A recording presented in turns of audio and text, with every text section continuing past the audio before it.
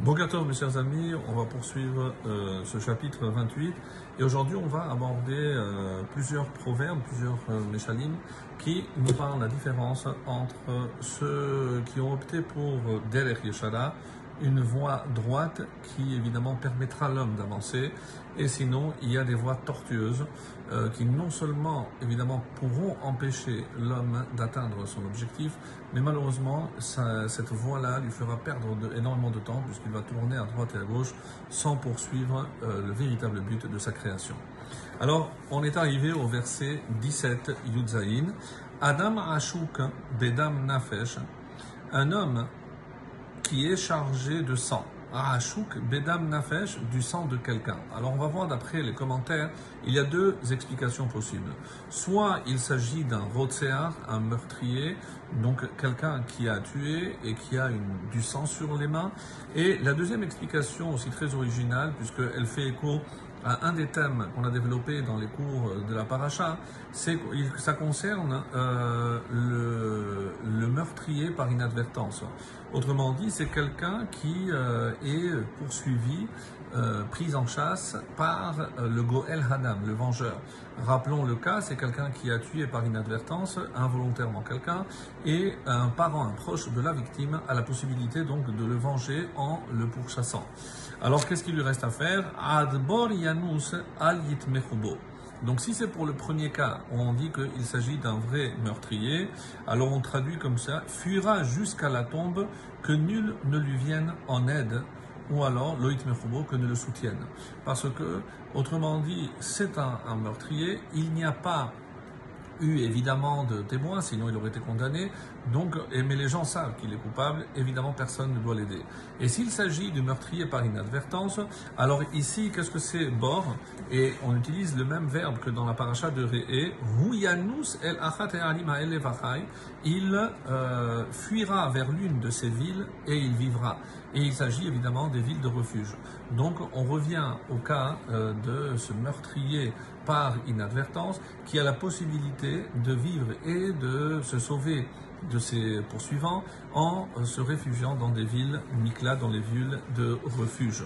Et à ce moment-là, bor, c'est aussi comme une prison, puisque c'est une prison comme c'est rapporté à Admot HaKohen. Il ne pourra sortir qu'à la mort du Kohen Gadol, donc pour lui c'est comme une prison.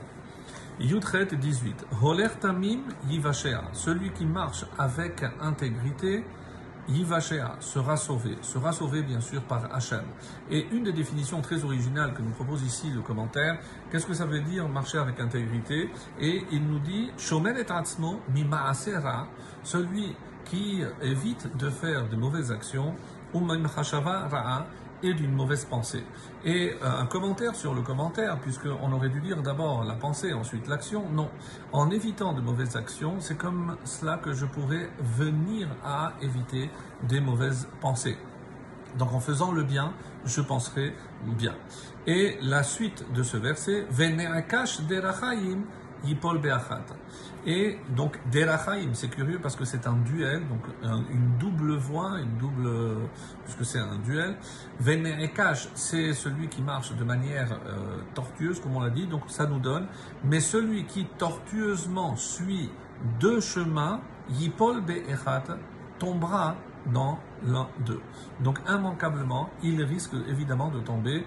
Alors évidemment, d'après l'explication, il s'agit de Derech HaTova et Derech Ra'a. Quelqu'un qui fait un peu le bien, un peu le mal. Et forcément, s'il tombe dans l'un des chemins, c'est malheureusement celui du mal, comme il dit. Et Rashi nous dit, Bera'a echat ve'en tekuma. Donc le jour où il tombera sur un malheur, et là il ne pourra pas se relever. Parce qu'il a voulu jouer dans les deux tableaux, la voie du bien et la voie du mal. Donc il faut choisir. Yudtet 19, Roved Admato Yisba Lachem. Celui qui travaille son sol, sa terre, Yisba Lachem, mangera du pain à satiété. Umeradef Rekim Yisba Rish. Et toujours par opposition, mais celui qui poursuit Rekim, deux sens, nous donne ici le commentaire. Rekim, c'est Hevelim, donc comme le dit le commentaire ici, c'est-à-dire des futilités. Yisba Rish aura la pauvreté à satiété. autrement dit le vide. Donc celui qui poursuit le vide, ben, il récoltera le vide. Et c'est aussi un deuxième sens, c'est des hommes vides, des hommes qui ne lui apportent rien, qui au contraire risquent de le dévier et de lui faire emprunter un mauvais chemin. Et pour terminer, le 20, Ish emunot rav berachot. L'homme loyal a abondance de bénédictions, qui est loyal à la voie que Dieu lui a tracée, et ben qu'est-ce qu'il va récolter? Rav berachot, énormément de berachot. Ve'atz le'ashir lo yinake. Mais celui qui se hâte pour devenir riche, lo yinake, ne sera pas tenu pour quitte, puisqu'il sera responsable de ne pas avoir poursuivi ce pourquoi il est dans ce monde.